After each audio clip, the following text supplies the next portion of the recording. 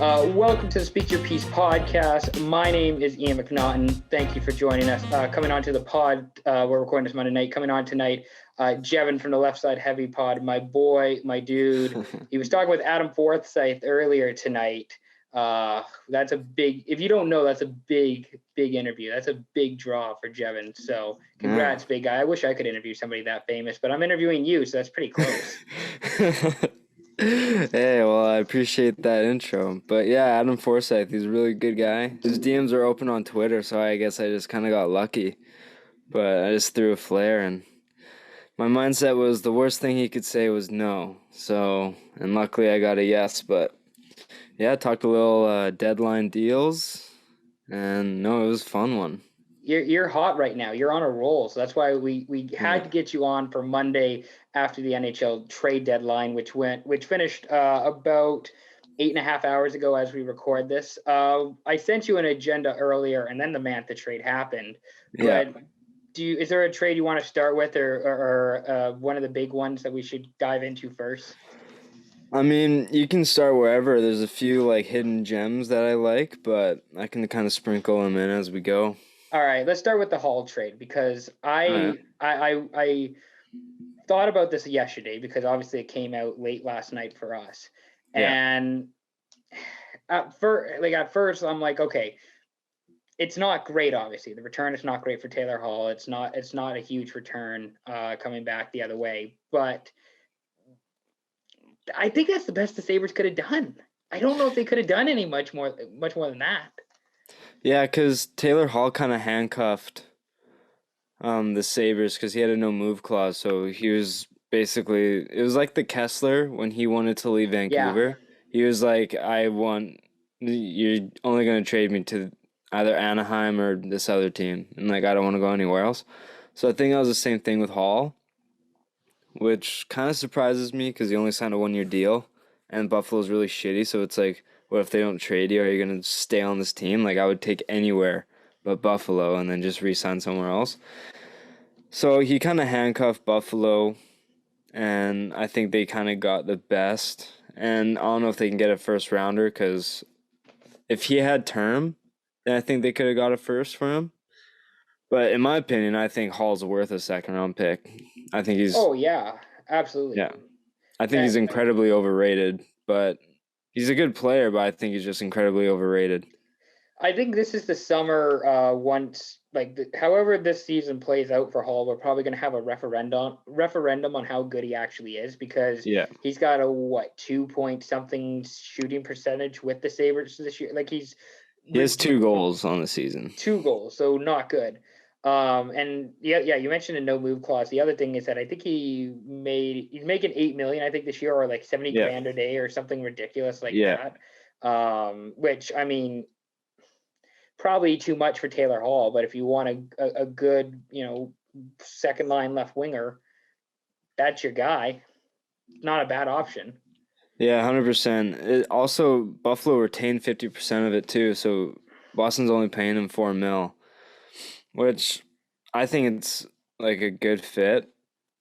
Boston, like you can never use too much of a speedy winger. Like it never hurts. But so this is the question I brought up with a couple of my friends last night, including SYP creator Scott, who is not here tonight. He's on vacation.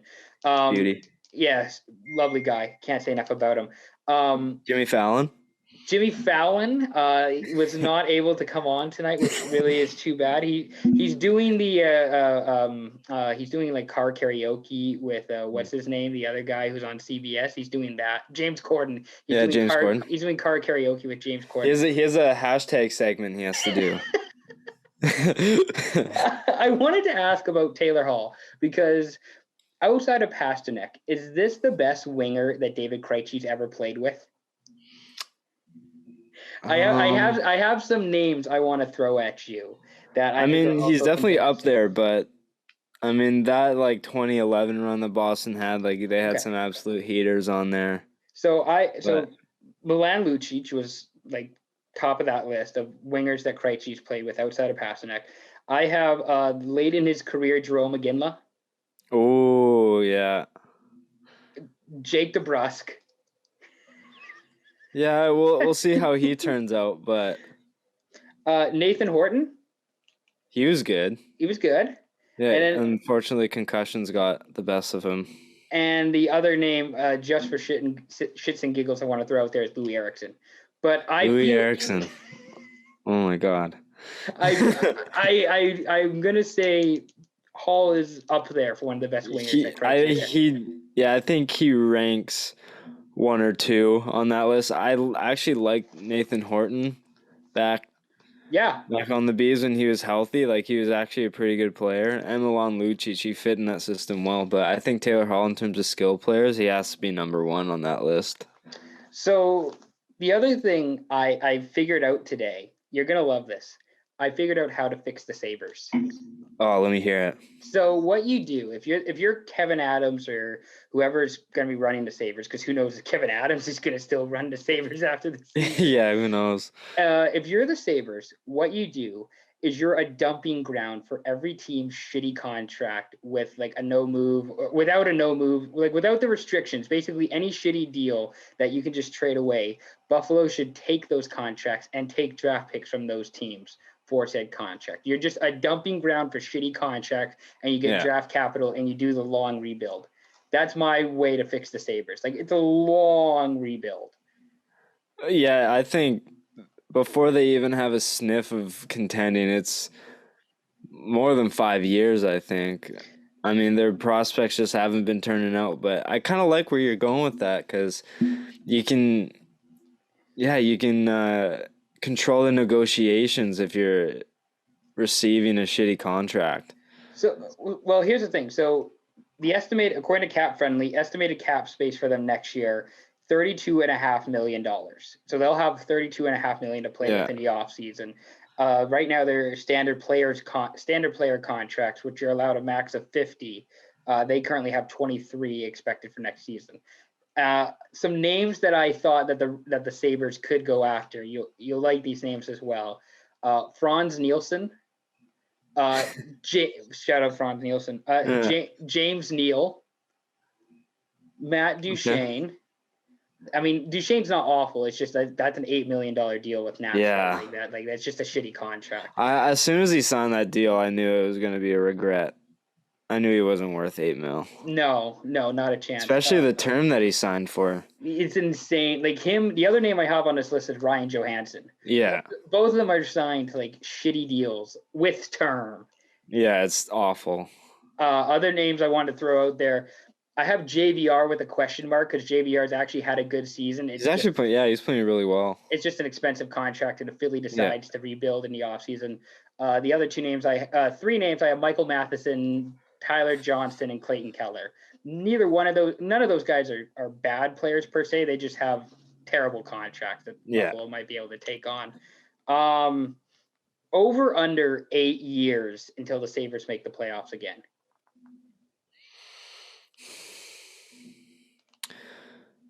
So if the divisions go back to the way they are, they're in the Atlantic with like Boston, Tampa, Toronto, Montreal, Ottawa on the rise too, Detroit on the rise. I'm going over. You mentioned 5 years, because I had that thought in my head today. Like, you mentioned 5 years. I'm like, okay, this is at least a 5-year teardown with the Sabres. Like, I said 5 years before they even like get back on, like before they even get an identity. Yeah. 5 years. But right now they're just kind of scrambling to figure out what they want to do. Do you think they trade Jack Eichel in the offseason? I think he's going to be gone. I think Jack's had enough. He sees no future in Buffalo. Like, he's going to waste his entire career if he stays there, right? Yeah. And I really hope he gets traded because I have him in my fantasy team and I plan on keeping him. So, just throwing that out there. Yeah, like I think he could be traded to the Rangers. That's. I feel like the Rangers or the Kings are like the two like go-to teams for him to be on. So I honestly do think he's going to be traded, or at least like reports are going to come out that he's demanded a trade, and then it might take a while for him to get the deal done. Because Buffalo, they have to be picky with him. They only have one chance to really get a good return on Eichel. So hopefully a lot of teams are interested. But I think he's gone after the season. I mean, like, how can you return? Right? They just got their 10th win last night. Like, it's Um, tough. So basically, youngish core guys they could potentially build around Jack Eichel, Rasmus Dahlin, who Dahlin's fine, but he's going to be an RFA. I think you can build around Dahlin. He's still so young. He's like what, 21? He's just like this is the last year of his entry level deal. Like there's Yeah. still so much time with him. I know. And he came into the league as an 18-year-old and a defenseman. Usually defensemen don't come into they're like 22. Yeah. And he started playing when he was 18. Like, it's absolutely absurd. It's like the Noah Dobson effect where like Dobson was, I think, a top 10 pick. And he was like one of the best defensemen that year in that draft class. But now he's starting to finally like make his way into the Islanders. I got Dylan Cousins as someone they can build around. I like Cousins. No, 100%. I loved it. I love Cousins. Jack Quinn is all right.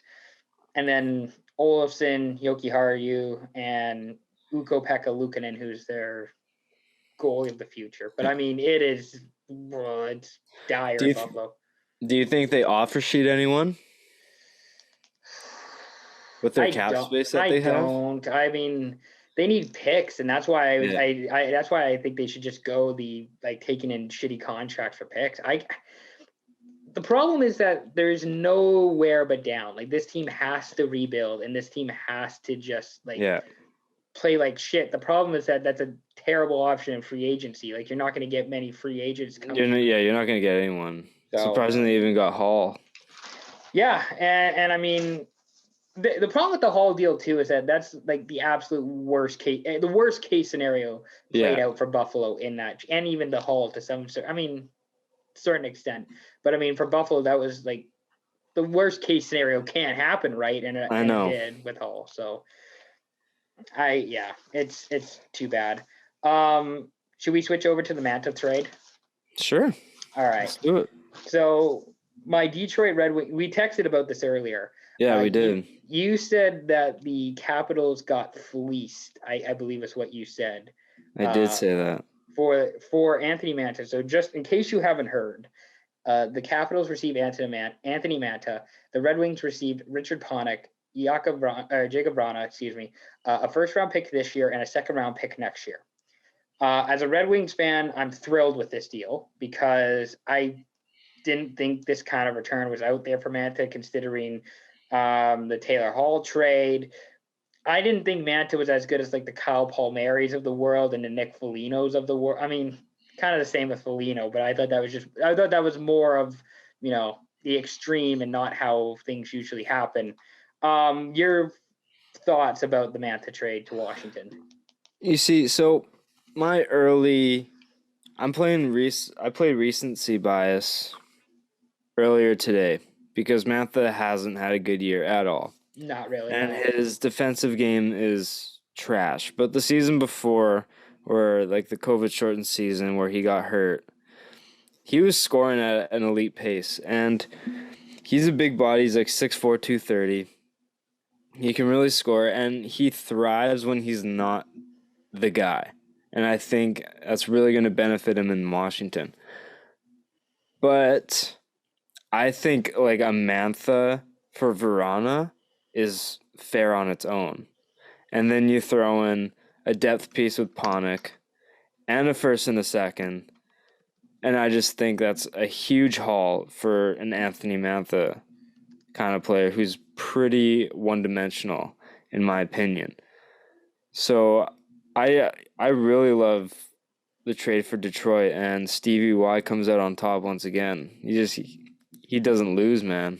You guys got a good one with him. But no, that's actually that's what you got to love about Steve Yzerman is the fact that he doesn't lose trades. Yeah. I don't know if he has. I'll have to go back and actually check the Red Wings trade history. I can't think of a trade off the top of my head that he's lost right now. Pierre LeBrun on Twitter said earlier today, my guess is the Caps view this as two trades in one. Panic plus a pick to relieve them of $2.75 million in flat cap environment going forward with two more years on the contract, and then Vrana plus a pick for Manta. So essentially, the Capitals are giving them the second round pick with Panic to take them off that cap hit, and then Vrana plus a pick. I'm assuming the first one for Manta. I guess that's how that's supposed to go. I don't know, but it's a great deal for the Red Wings. It's kind of a weird one for the Caps. And what's Detroit's cap space looking like next year? I think we're gonna have approximately 10 million in cap space, give or take, because we've pretty much have been just the team, kind of like Buffalo, what I suggested, of the dumping ground for shitty contracts. Like we had Mark Stahl this year, when we got a second round pick for him. According to Cap Friendly, if I can pull it up here, projected cap space of 8 mil. Yeah, that sounds about right. And Verana's a pending RFA. So he's making 3.35 right now. Do you think? I think he's worth like, what would you say, 4.25? Or would you say he's worth around? I think that's about right. I think he's probably worth about close to like Manta money. Yeah, I'd say so. I mean, the thing with Manta, here's my player evaluation for Anthony Manta, is that he's when good, like when he's playing good, he's really good. The problem is that he hasn't played as good, or the amount of times he's been good is not nearly enough. And he's kind of the closest thing to like the big body, maybe power forward that we see. Like he throws his body every once in a while. Good offensively. I just think Vrana is just a better fit. Yeah. I think he's, if he's on the line with Robbie Fabry and Michael Rasmussen, I'm cool with that. Like that I'm happy with in the future. And I think that's a better fit for the Red Wings than having Manta on the first line with, Bertuzzi and Larkin, like we've been talking about for years now. So no, I agree with you. What'd you say, 4.25 for Vrana? Yeah. Yeah, that sounds about right. Yeah, that seems right. That I was gonna say, if there was one thing I didn't like in this whole deal, and we got a draft pick for taking it, but it is the Panic contract. Like I don't. How much longer do they have of it? Like 2 years? 2 years and 2.75, which is a bit more than I'd like to pay for that kind of player. But I mean, you get a second round pick out of it, so it's kind of a wash. It could be worse. It could be worse. Yeah, exactly. And that's like me nitpicking an awesome trade altogether. You guys got the draft capital that you need, and especially from a team like Washington, a second round pick is going to be like an early second round pick. No, I'm thinking fantasy drafts. It doesn't snake in actual drafts. I'm such an idiot. No, but I know what you're saying though. Like it should be a good second round pick. Like that's still a top 60 pick. Yeah. So, you guys, I think this was like an overall good haul for Detroit for a player like Mantha. And I'm not saying that Manta's a bad player by any means. Like he is, not at all. He is a top 6 player. Like you said, he's got his defensive woes, but overall he's a top 6 player who's probably going to play on that second line, can play some first line minutes with Obi and Backstrom if you need him to. And I feel like he'll be a really good playoff performer for them. Like he definitely seems like someone who will thrive in the postseason. Especially like on the second power play unit against us, like on Washington. Like I think he can thrive. So I mean, it's more of a B grade for Washington and an A grade, I think, for Detroit, and that kind of like I can't complain as a Red Wings fan. And the thing about Mantha too is that Mantha does have term. Like he's still got 3 more years after this one. Like you can't you can't be too upset with that either. You got somebody you can build around and see what the future's like with him. Nick Foligno, he got dealt to the Toronto Maple Leafs. I'm curious to hear what you have to say about Nick Foligno heading north. So the Leafs were, now I don't know if you have it listed for like later on in the episode, but Doesn't matter. Whatever. I have Toronto as one of my winners, and I think Foligno plays a big part. Now, they did give up a lot to Columbus. They gave first this year and a fourth round next year. But Foligno is the exact player that Toronto needs. Like, the exact player. They need a player with grit. They need a leader with playoff presence. They need a guy who won't back down from anything. And a player who has produced in big moments and can produce on a decently consistent basis.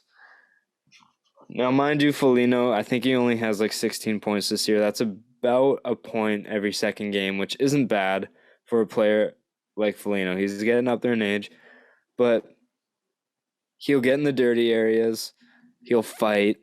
He'll like get the meat and potatoes. Like, he's a meat and potatoes type of player, and the Leafs are missing that. They have all the skill in the world with Matthews, Marner, Nylander, Riley, Tavares.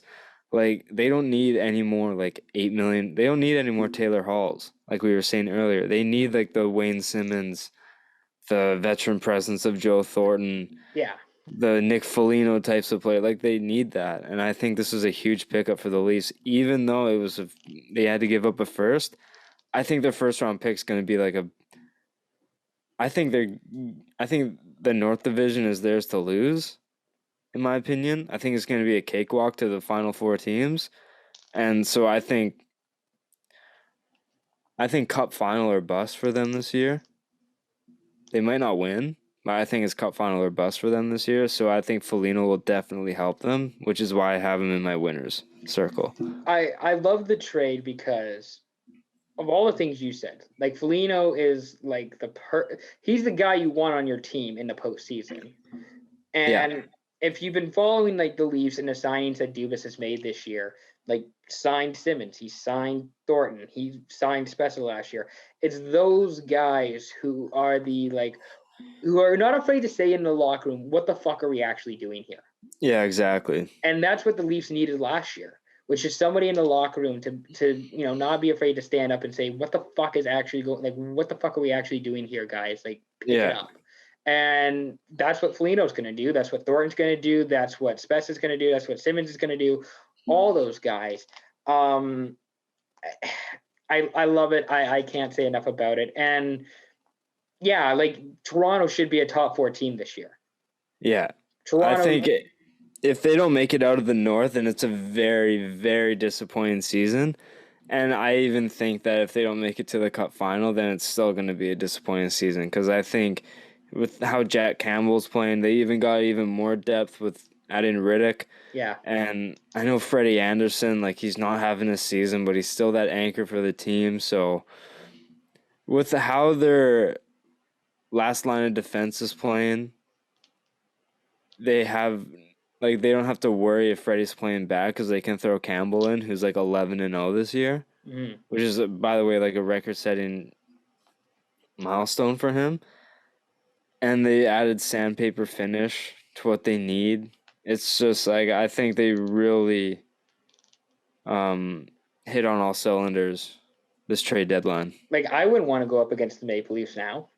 No, I don't want. Yeah, like, I don't want to play the Maple Leafs. Like, that's dealing with the top line of the Matthews, Marner, Hyman, let's say, and then going now. When everybody is healthy and playing, Foligno, Tavares, Nylander. Like, that's not a fun. That's not a fun. That's not fun at all. Or if you even throw like Marner. Marner, Matthews, Hyman, and then even like Thornton, Tavares, and Nylander, and then you throw Foligno, Simmons, like Kerfoot. Yeah, like, they're a scary team, and they still have Morgan Riley, TJ Brody, Hall, Muzzin. They've completely 180'd from like a couple years ago, and they were just like a skill team. Like, they were like a midget house team last week in terms of hitting was banned, and all you needed was skill, because if they even touched you, they would get a penalty. That's what their team was built like. But now they got heavier, and Harder to Yeah, play against. even before the season started, got a mosquito. Did you get it? Yeah, I got it, but I thought I killed it, but then it flew away. So That's the worst feeling. yeah, it'll come by my lamp here any second. But before the season started, I was like, the Leafs got less skilled, but they got better. Yeah, no, absolutely. It's Kyle Dubas, who is my lookalike. People say I look like Kyle Dubas quite a bit. Is that why he's your display picture on Instagram? I changed it, but yeah, I might have to change it back after the Foligno trade because people like say I look like Kyle Dubas. I can see it. Ever since I listened to your not your most recent episode, but the one before that, and you guys are saying like, yeah, I look like Kyle Dubas, and then when you said Scott looked like Jimmy Fallon, I couldn't get it out of my head. You're just gonna start calling him Jimmy from now on because he just looks like Jimmy Fallon. 100% calling him Jimmy. Like it's like no doubt. You guys have to bring me on, and I'm just gonna call him Jimmy. Like from now, like that's it. It's like the Tim Stützle effect. Like he would love that too because he's a big Stützle guy, right? So now he's just gonna call Jimmy him. He's just gonna start calling him Jimmy now. Yeah. Jimmy K. Jimmy K. What's up, my guy? And then just every episode he just has to react like this, just like over exaggerate everything.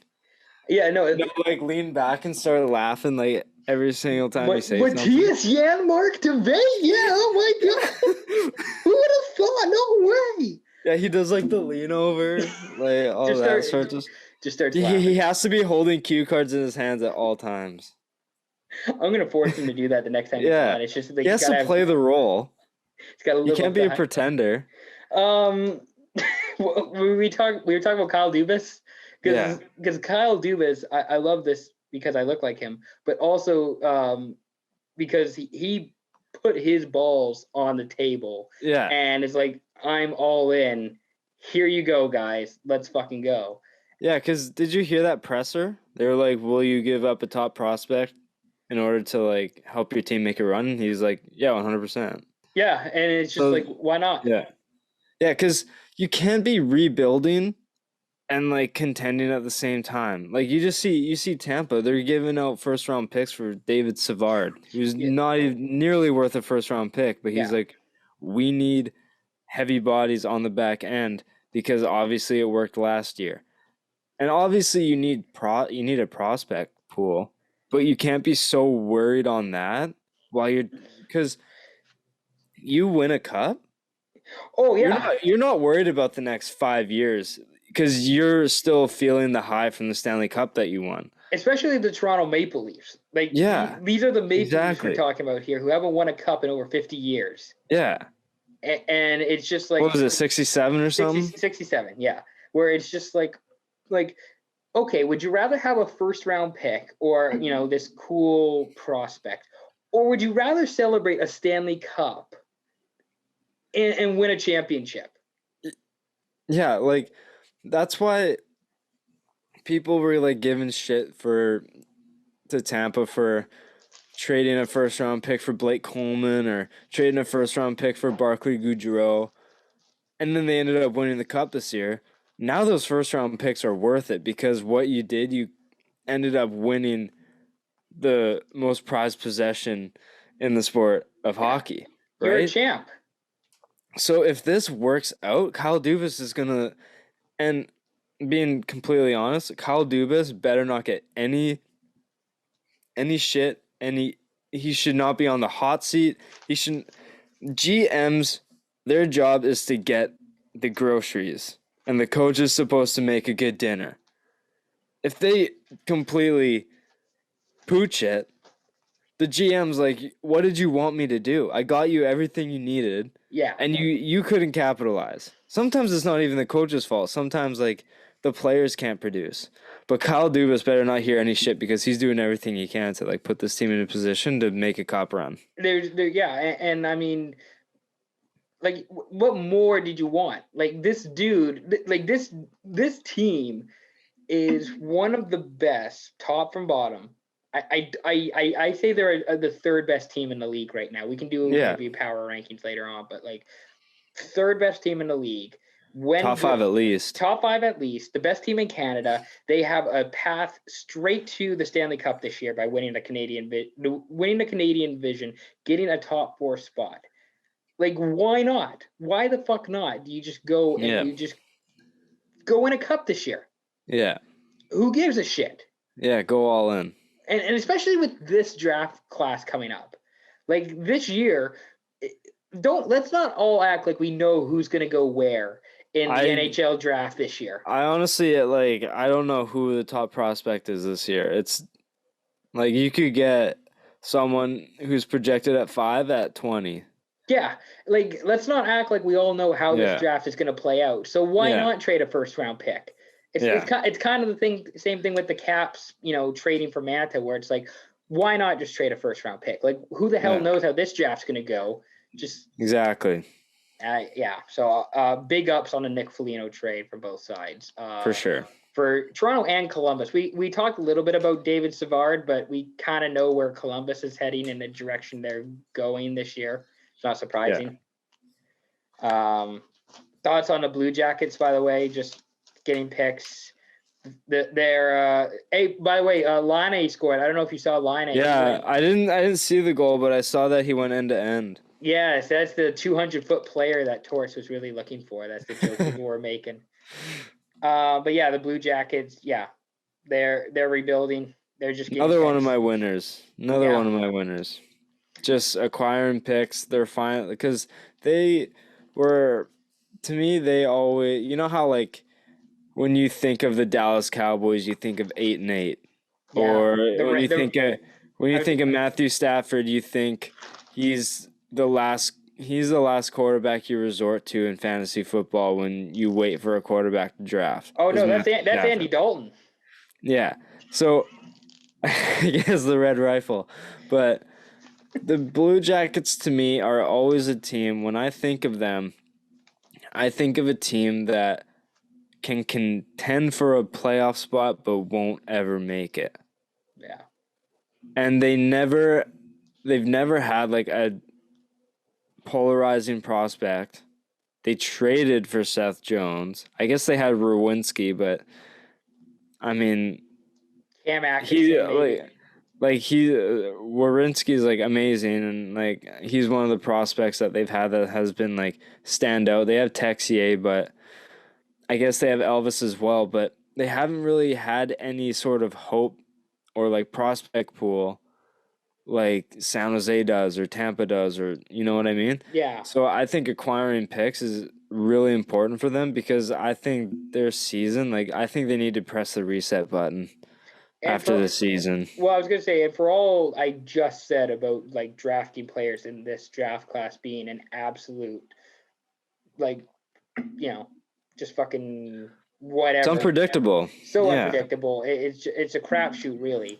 And there's kudos to Columbus because Columbus, smart for them to take picks because if they're smart, like I think they are, like Kekalainen's a smart dude, seems like a smart guy.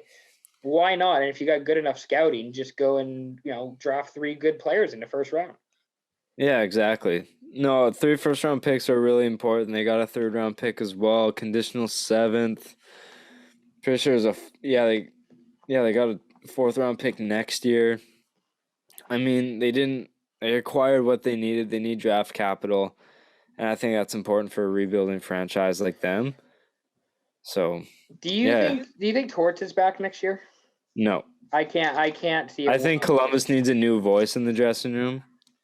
And I mean, this isn't I love Torts as a coach. I think he's a nice old school coach that needs to stay in the league. But I mean, Canucks let go of Alain Vigneault after they won 2 President's trophies in a row. I mean, sometimes a team just needs a new voice, and I think Torts has been there long enough that they don't have to fire him. They don't have to end on bad terms. His contract's up. There's coaches like Gerard Gallant out there. There's Mike Babcock if you want to bring him from the University of Saskatchewan. But there's other coaches there's other coaches that you can bring in to like, give to try out, I guess, but I don't think Torts is back next year. No, I can't see it. He doesn't seem like he has the same energy this year, or at least Yeah. recently, where it's not the same this year. And maybe it's the COVID thing and that whole whatever. And fair enough. And sometimes it's just kind of like you say, it's just good to split, just leave. Yeah. We're going another New direction. beginnings. New beginnings. I honestly think Torts might take like a year off kind of thing. Just, let me just settle down. Let me hang out with the wife and kids for a bit. And, Yeah. because obviously he probably wasn't able to see him as much as he wanted to this year. So maybe he's just like, you know what, just give me a year off and I'll be open to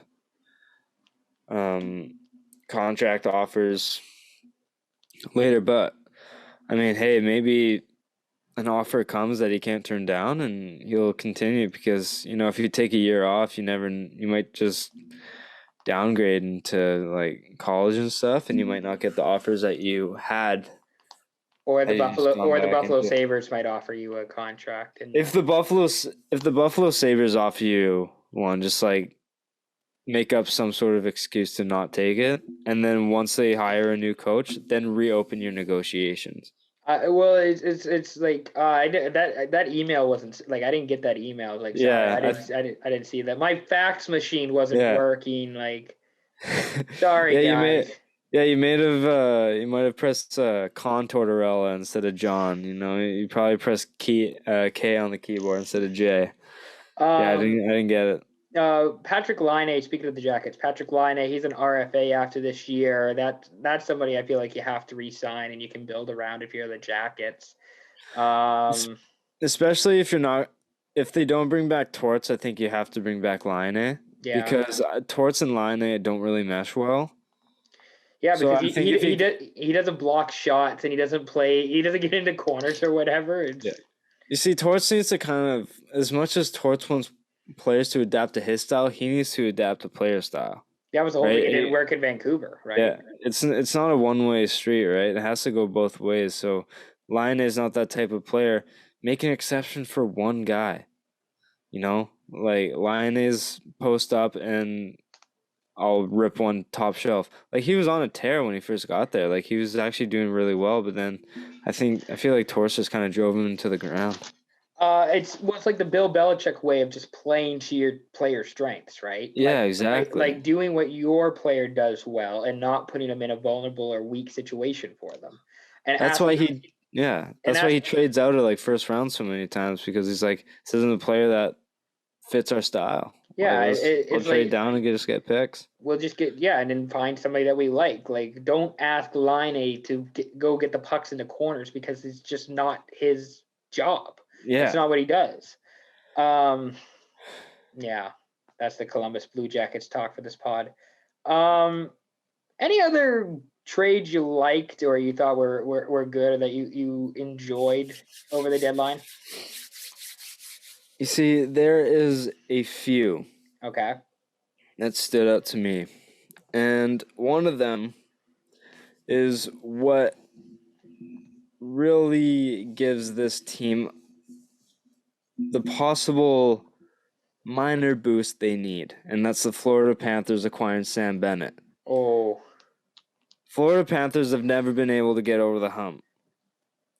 They've always been a really good regular season team, but they're always like eliminated in the first round of the playoffs because playoffs are a whole different level than the regular season. Sam Bennett's done nothing but succeed in the playoffs. That's his time to shine.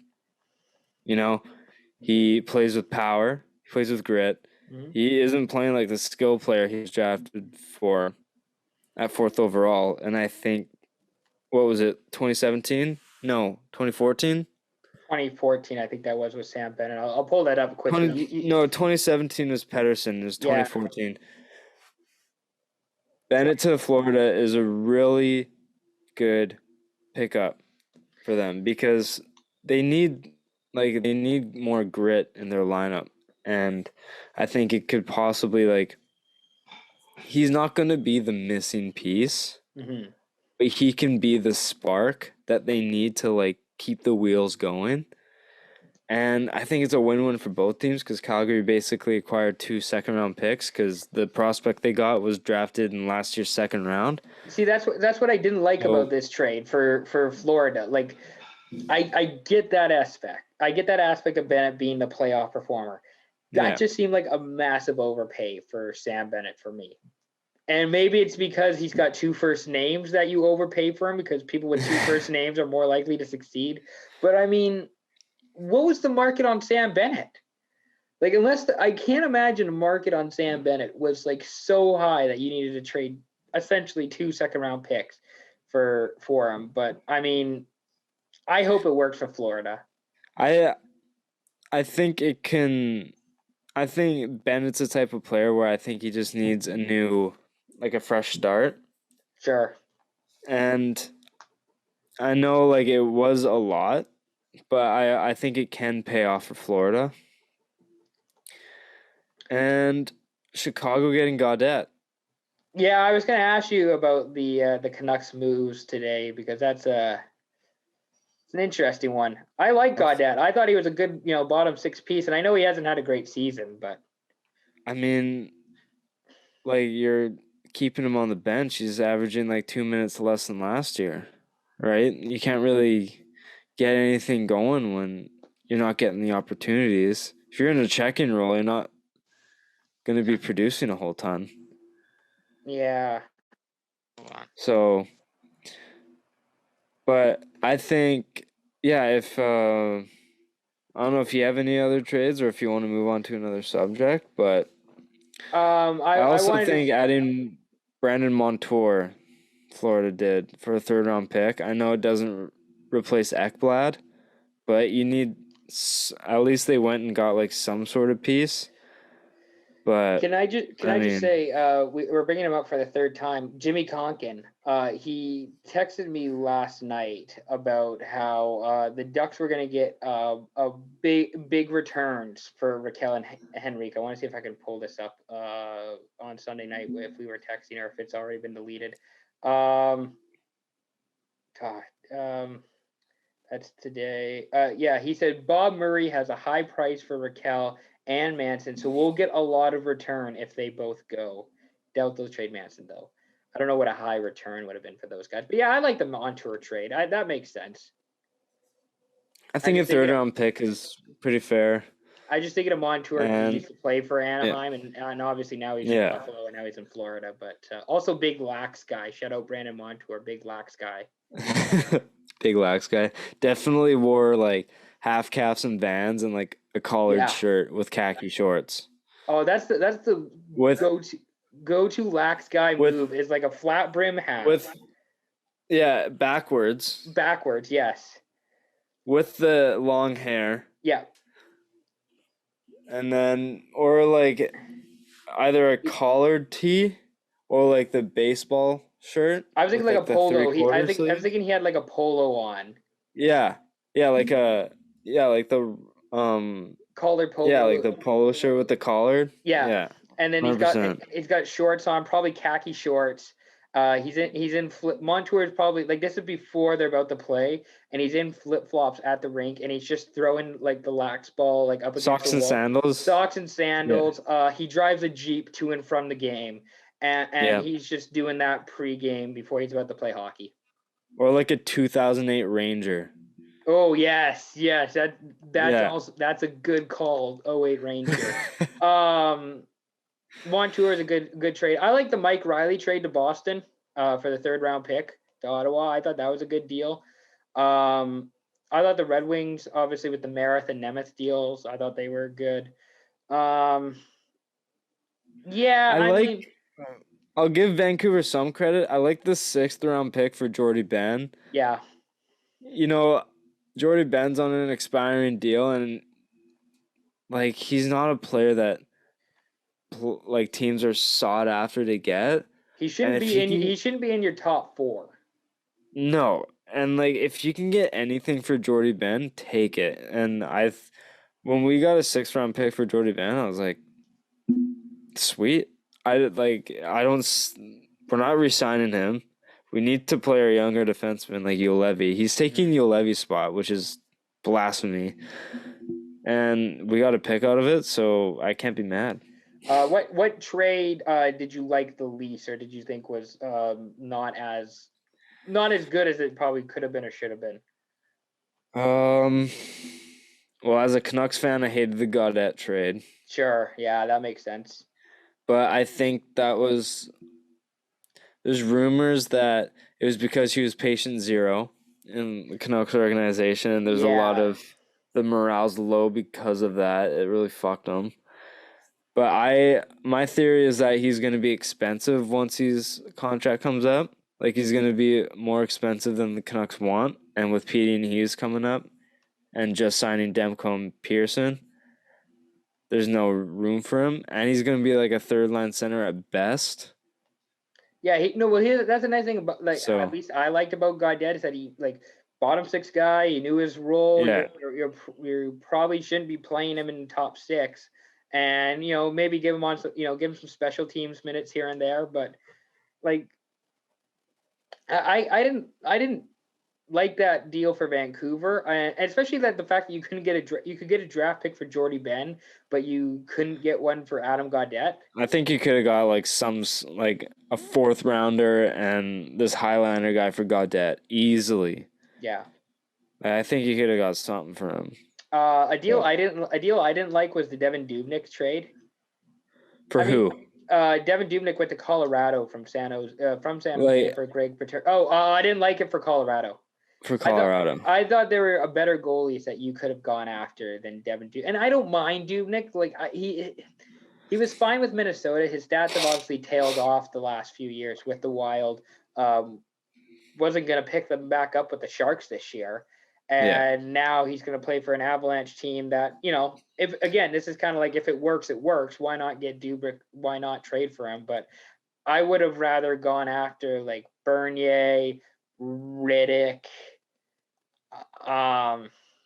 somebody else. There's another goalie who I think Dubnyk, I like the trade for Colorado. I like that. I like getting Dubnyk because their goalie depth was terrible because that was the one position on their team that would always be injured. And you want to hear a terrible take? I always thought Colorado needed better goaltending, and then Grubauer just took that take and shoved it right up my arse. No, I know. You and I both had that. Yeah, no, we both had the same take. Yeah, he's playing lights out right now, like top 5 Vezina candidate this year. But I think Dubnyk in a lower role, I think he could play well, especially with a team that's a Stanley Cup contender in front of him. Even if he's like a third string guy behind Francouz. But I mean, I think he's got the size. He's shown that he's been able to play good, but it's just San Jose's so bad that it's hard. Like John Gibson, I think he's one of the better goalies in the league, and he's not playing that good because Anaheim is terrible. And they're just abusing him. I think Ryan Miller is still the backup in Anaheim, or maybe it's Stolarz. Yeah. And it's just like all I hear about is John Gibson. Yeah.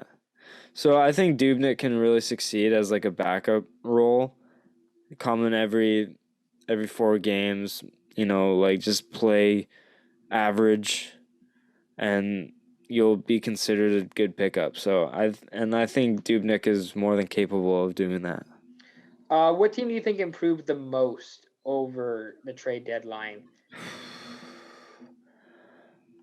I think the Islanders. Well, that's a good pick. I like that pick. With Palmieri and Zajac, because Palmieri is a consistent 25 goal scorer, and Zajac adds that playoff presence because he went to the finals back in 2012? Yeah, against LA when they went to the finals. Yeah. Yeah. So I think provides a lot of goal scoring depth for them, and I think the Islanders are in a position where they can really make a run because they've been getting solid goaltending from Sorokin and Varlamov. And Barzal's playing well. As a team, they're just playing solid.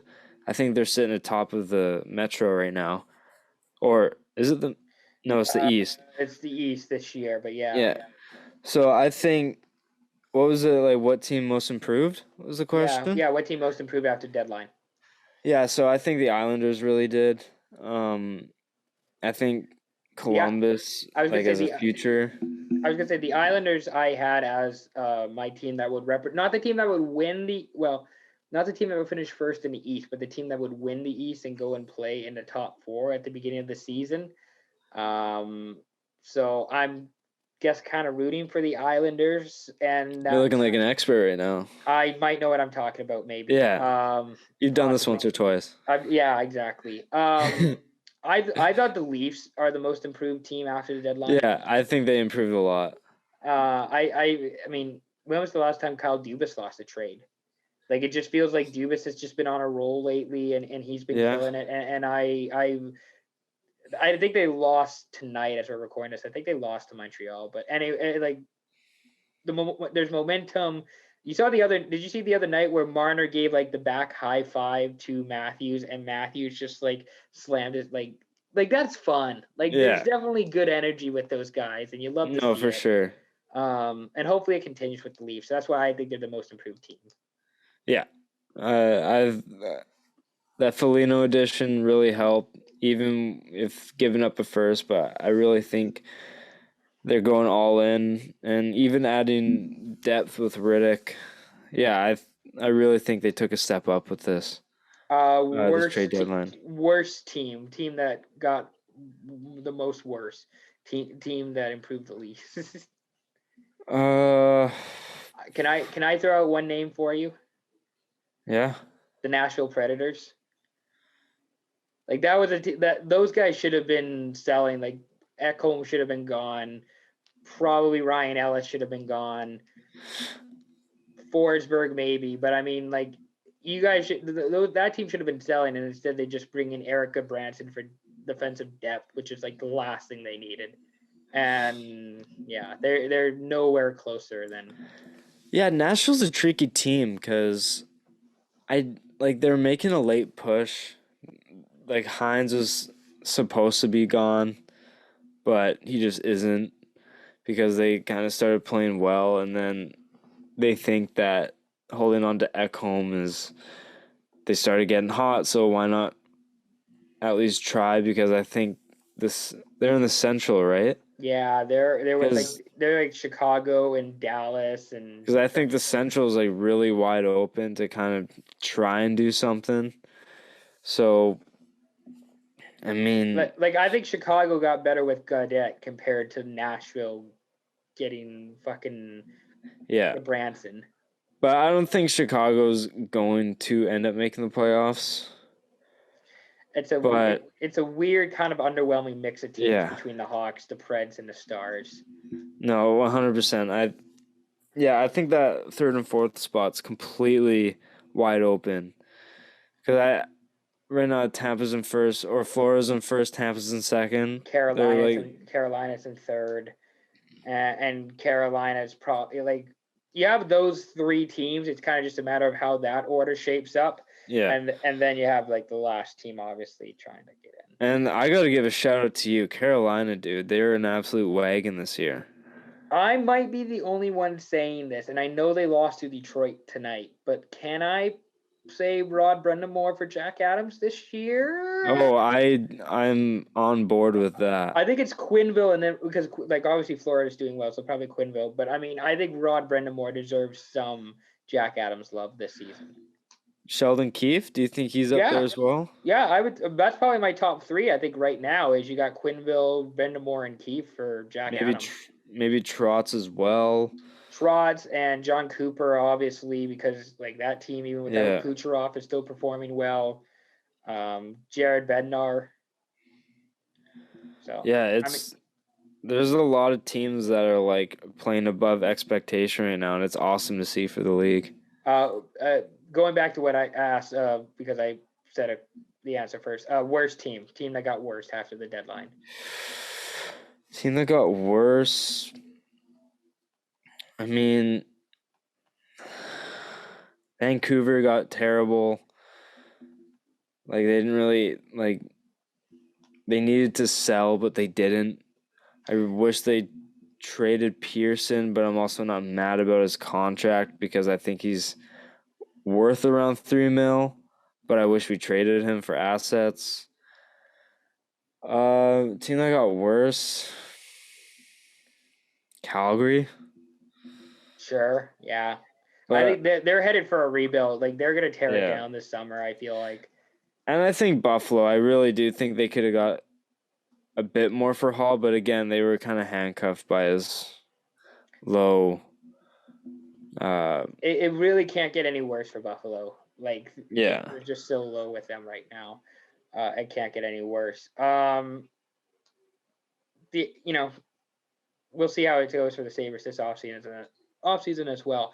You got a team, one more, final question. One team that you are going to be watching or paying close attention to down the home stretch here.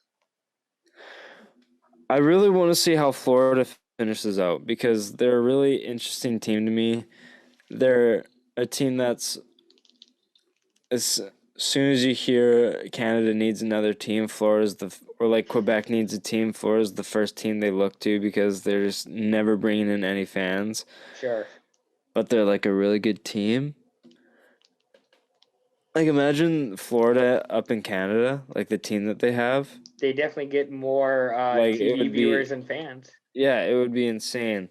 So they're definitely a team that I'm looking forward to watching, especially with Bennett, because I just want to kind of see how he plays.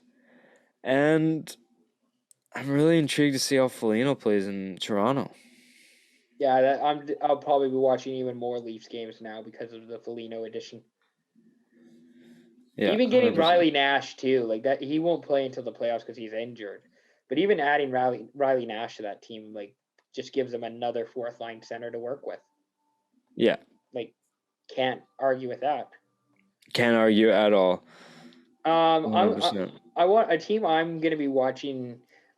Kind of two teams: St. Louis, Arizona, in that West race because St. Louis didn't do anything today. Arizona didn't do anything today. I really felt like this, like, I guess it was kind of just a matter of like, if one of them was going to do something, the other one would have done something, but neither one of them did anything. So we're just going to see how this plays out. But I mean, the Blues had some pieces they could have traded and they didn't. The Coyotes had some pieces, and the Coyotes, I think, are in a worse situation than the Blues are, just as an organization and just everything that's going on with them. I don't know. I think either one of those teams that gets to the playoffs as the fourth seed is probably got an ass smacking coming their way from the Avalanche. But I'm going to be intrigued to see how they play out, and if either one of those teams wants an ass smacking from the Avalanche in the playoffs. They're so good top to bottom. It's starting to get like questionable about like, are they slipping the league some money? Because it almost seems like unfair how they're doing it right now. It's absolutely wild. Well, so let's go through this. So top 5 teams in the league right now. I think it's Colorado, Tampa. I'm going to say Toronto, Vegas, Carolina.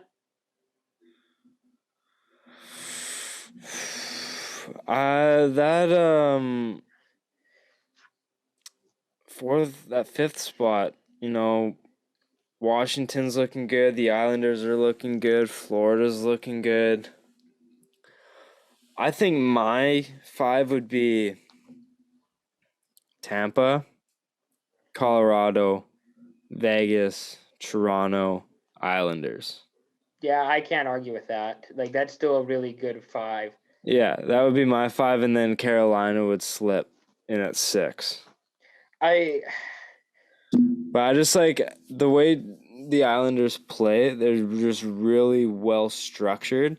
They're just a good team. Yeah, they're a good team. They're playing solid on all areas of the ice right now, including goaltending, which is the most important come playoff time.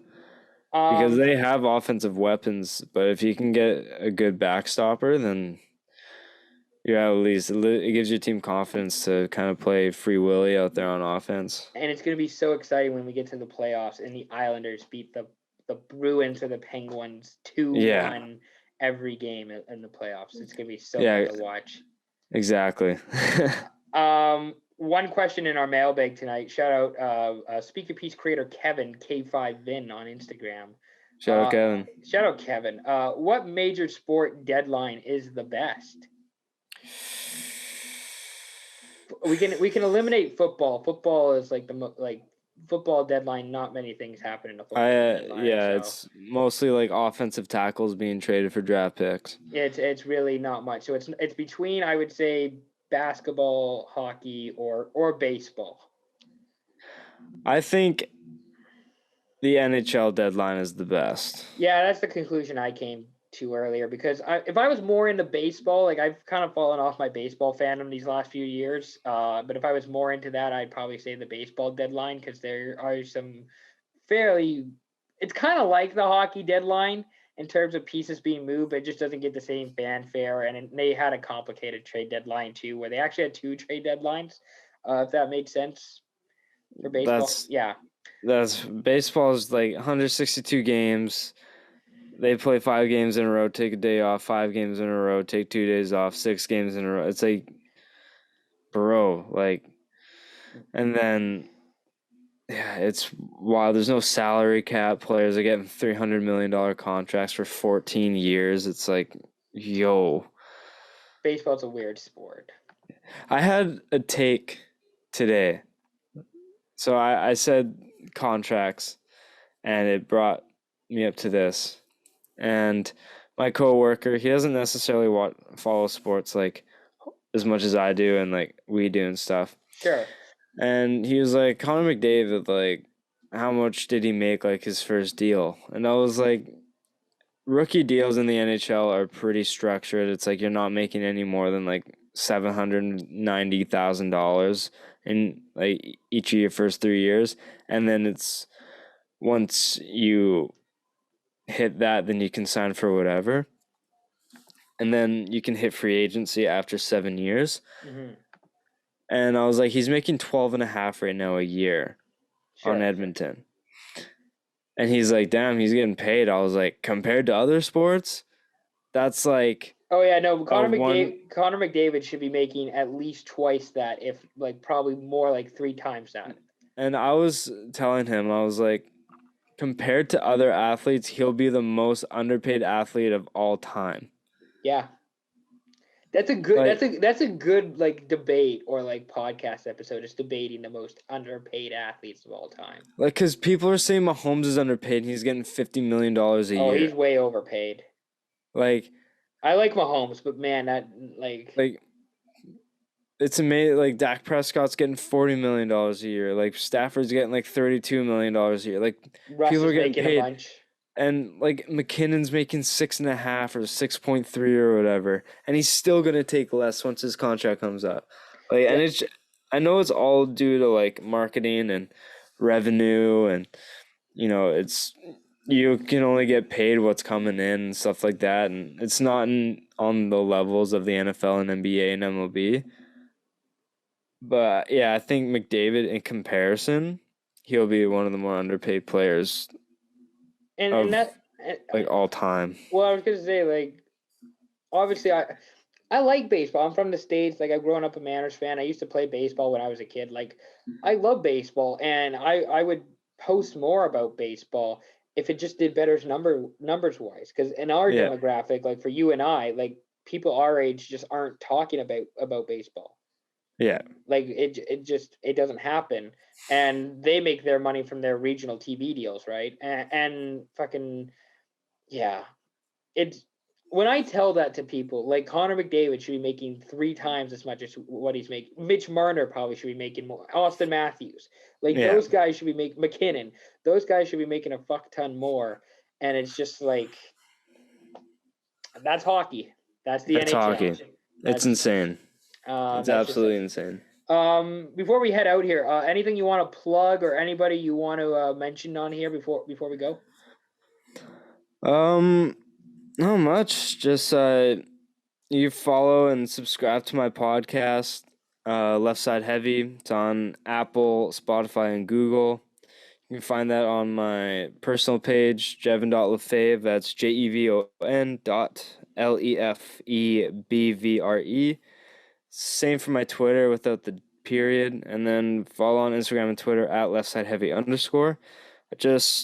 If we're talking Monday, I just recorded an episode with Adam Forsyth of Sportsnet 650 and News 1130. He was also one of two green men for the Vancouver Canucks that would sit beside every penalty box at every home game. That will be dropping Wednesday. So go listen to that. And I'm doing a giveaway at 400 followers. So stay tuned for that. Follow the podcast page and you can be a part of a giveaway. But yeah, that's where you can follow me. Obviously, we'll be sharing the links to Jevon and tagging you in the stories. Jevon's got a really good podcast. You got some really good guests who come on, by the way. Like I appreciate that. I'm like I listen to your podcast every week, and I'm always impressed with like the insight that you have and the quality that you give. I mean, higher production than what we have. I'm literally just in my bedroom here in Burnaby with my hockey stick right. I see that. So I appreciate. Is that a Mako? It is a Mako. It's an orange Mako. It's actually the second Mako I had. Oh. I used to have a blue one and I broke it playing against who was I playing? Sunshine Coast, because I hate Sunshine Coast and those guys are assholes. That's the podcast. My name's Ian McNaughton, of course. Be sure to follow Speak Your Piece. You know where to find us. We'll share the links on it. If you're watching us on YouTube, be sure to like and subscribe. We're also on Apple. We're also on Spotify. I think we're also on Google. Basically, wherever you listen to music and podcasts, you can find us. So thanks again to Jevon for coming on and talking hockey with us today.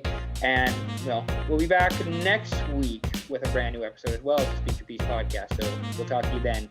Peace out.